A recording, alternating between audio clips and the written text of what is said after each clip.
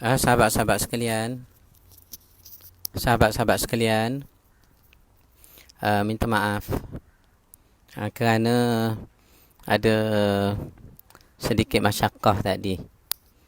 Sedikit masyakkah kita tadi.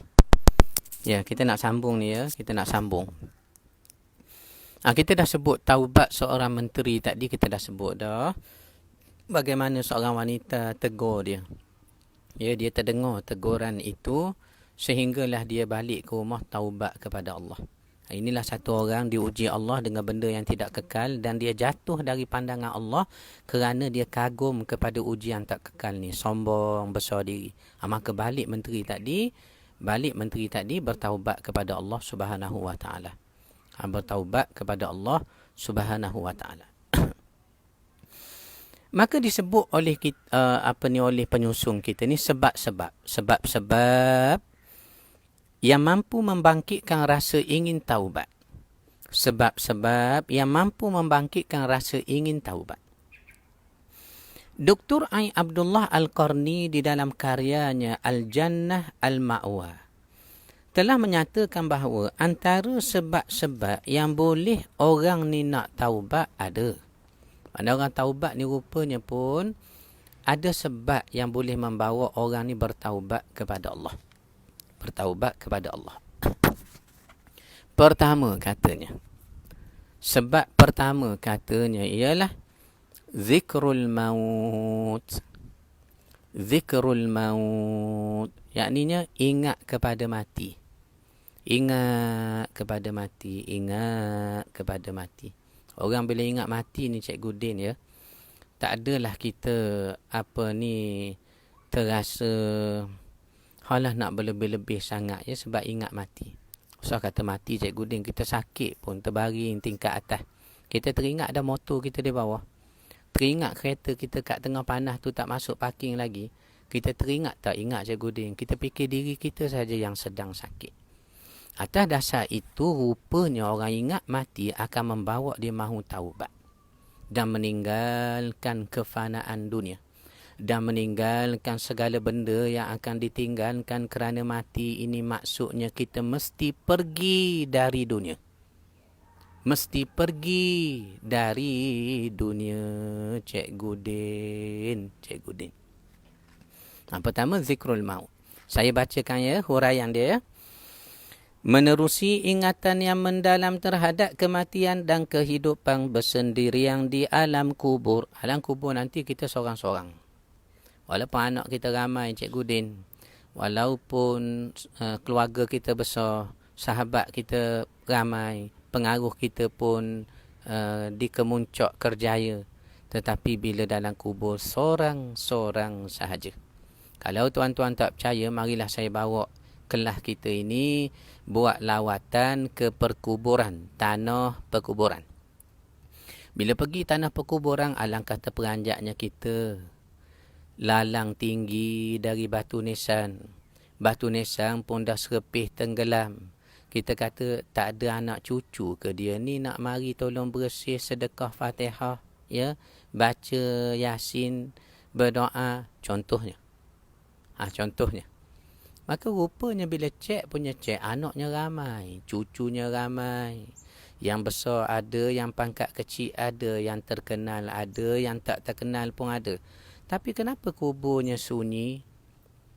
Batu nesangnya pun dah patah tak diganti. Lalang pun lebih tinggi dari batu nesang. Kenapa? Ini menunjukkan adik Sapiah, saudari Azlinda dan Mutu Ligat, Dr. Moza, rakan-rakan sekalian, ini menunjukkan kita bila mati dilupakan orang. Dilupakan orang. Orang tak ingat dah kita. Orang tak ingat dah kita ya. Ya. Ya, katanya oleh kerana kematian itu akan menyamatarafkan orang yang kaya dengan miskin, yang berkuasa dengan para hamba, maka ia mampu membangkitkan rasa ingin bertaubat dalam hati manusia yang berdosa. Benarlah apa yang dinyatakan oleh ulama tasawuf yang terkenal, iaitulah Hatim Al-Asam Sebagaimana zikrul maut itu mampu menimbulkan keinginan untuk bersegera manusia taubat kepada Tuhan, katanya setiap pagi syaitan akan datang kepada kita membisikkan kita 3 perkara. Apa dia? Apa yang nak makan pagi ni ya? Cuba tengok baik-baik, terutamanya kaum ibu ni. Bangun pagi ada tak 3 benda ni akan terlintas dalam hati? Nak makan apa ya pagi ni? 1. Kedua, nak pakai apa ya hari ni? 2. Ketiga, nak pergi ke mana ya hari ni? Ada tak Cikgu Din? Ada. Kita akan tiap-tiap hari terfikir perkara ini. Bangun pagi, terutama orang rumah kita, dia akan berbisik di dapur, nak makan apa hari ni. Contohnya. Ya. Begitu juga disebut lagi, selain daripada nak makan apa pagi ni, disebut lagi apa dia? Disebut lagi apa dia? Nak pakai apa hari ni? Nak pakai apa hari ni? Dan disebut juga, ke manakah kita nak pergi hari ni? 3 benda ni kita akan terlintas tiap-tiap pagi. Maka dia kata, aku ni nak ajar supaya teringat ke mati sokmo, jangan teringat ke makan, pakaian, nak bergaul, berjumpa orang, mari ke sini, suka di luar, berjalan sana, mari ke sini. Supaya banyak ingat mati. Sebab mati ni tiba-tiba, orang pergi lawatan Langkawi, dalam bas, boleh mati. Orang berenang, molek-molek ada, mari sesak nafas, mati. Orang tengah makan Cikgu Din, terlekatnya tulang ikan tembakul, contohnya. Tulang ikan tembakul, contohnya, mati. Maka, apa pun berlaku pada kita tiap-tiap pagi bila kita bangun, syaitan bisik ke dalam hati kita, apakah awak nak makan? Apa awak nak pakai? Ke mana awak nak pergi? Maka 3 perkara ini disebutnya oleh Hatim Al-Asam, iaitulah apa dia? Aku nak jaga dan kawal supaya tidaklah berlaku kerosakan dalam amalku sehingga membawa aku tak ingat mati. Maka aku jawab kepada bisikan itu.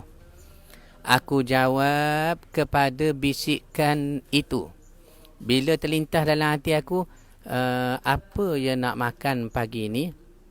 Maka aku jawab,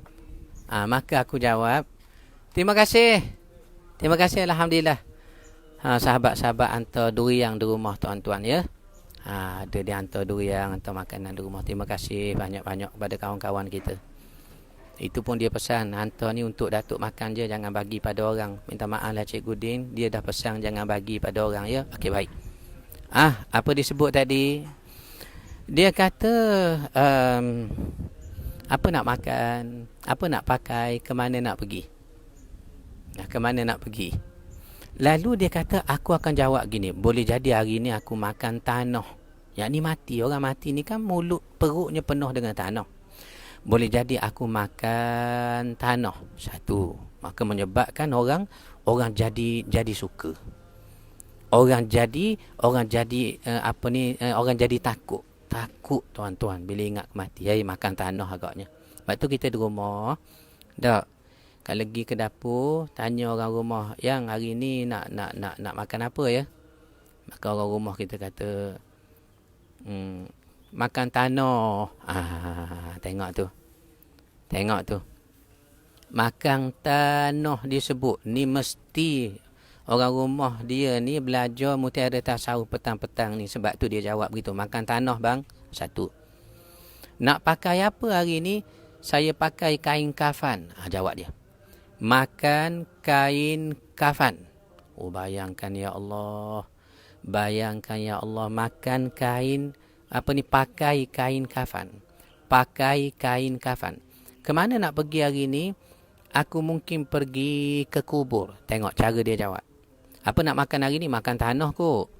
Dan nak pakai apa? Pergi kenduri. Pakailah kain-kain kapang yang ada tu. Awak pun jarang pakai. Dah beli dah kan. Ketiga, nak pergi ke mana? Tak payah pergi mana-mana lah. Pergi ke kubur lah. Entah petang karang mati, orang usung ke kubur. Tak sempat awak nak balik. Duduk berehat di rumah. Minum air kopi macam biasa. Ingat kemati lah juga. Begitulah Cikgu Din. Menyebabkan Cikgu Din, setiap hari dia membawa ingat kepada beramal. Sebab ingat mati ya. Kedua, yang membawakan juga kita ni nak taubat ialah mengingat akan nikmat dan azab yang dijanjikan Allah kepadanya. Bila kita ingat kepada azab, kita ingat pada nikmat Tuhan janji pada kita, maka mudah-mudahan timbul mahu beramal kepada Allah Subhanahu wa taala, ya. Baik. Maka benarlah apa yang dinyatakan oleh Al-Arif Billah Yahya bin Muaz Ar-Razi. Ini satu tokoh tasawuf yang terkenal dengan penyampaian bahasanya yang begitu menarik. Yahya bin Muaz. Apa katanya? Tuba liman taraka ad-dunya qabla an tatrakahu wa bana qabrahu qabla an yadkhalahu wa arda rabbahu qabla an yalqahu. Beruntunglah bagi sesiapa yang meninggalkan dunia sebelum dunia meninggalkannya. Beruntunglah bagi siapa membangunkan kuburnya dengan bertaubat dan bersiap sedia dengan amalan sebelum dia masuk ke dalam kuburnya. Dan beruntunglah bagi siapa yang redha kepada ketentuan dan takdir Tuhan padanya sebelum dia mati menemui Tuhannya. Wa sallallahu ala sayyidina wa habibina al-Mustafa wa ala alihi wa sahbihi ajma'in walhamdulillah rabbil alamin. Tamatlah sudah sahabat-sahabat sekalian tajuknya taubat kita petang ini. InsyaAllah besok kita akan sambung dengan tajuk penerimaan amalan. Kita pun dah nak asar dah. Masing-masing dah bersiap sedia. Selepas kuliah agama terus nak solat berjemaah di rumah. Alhamdulillah. Jangan lupa malam ini insya-Allah pukul 9.30 Cikgu Din, ya. 9.30 ke atas lah tuan-tuan. 9.30 ke atas sikit. Kita akan menyambung pengajian sirah Nabi kita sallallahu alaihi wasallam. Itulah perpisahan melalui haji wada Nabi dan sahabat serta kewafatan Rasulullah sallallahu alaihi wasallam. Mudah-mudahan Allah terima amalan kita hendaknya. Jangan lupa malam ni share awal, share sebanyak-banyaknya. Mudah-mudahan Allah terima kita insya-Allah, ya. Ya, sahabat kita bertanya tadi berapa harganya, nanti Cikgu Din akan update insya-Allah. Tetapi buku saya maklum tadi belum ada tuan, belum ada lagi. Sudah habis dah. Kita akan ulang cetak bulan puasa ni insya-Allah. Aqulu qawli hadha wa astaghfirullahal azim li wa lakum. Wassalamualaikum warahmatullahi wabarakatuh.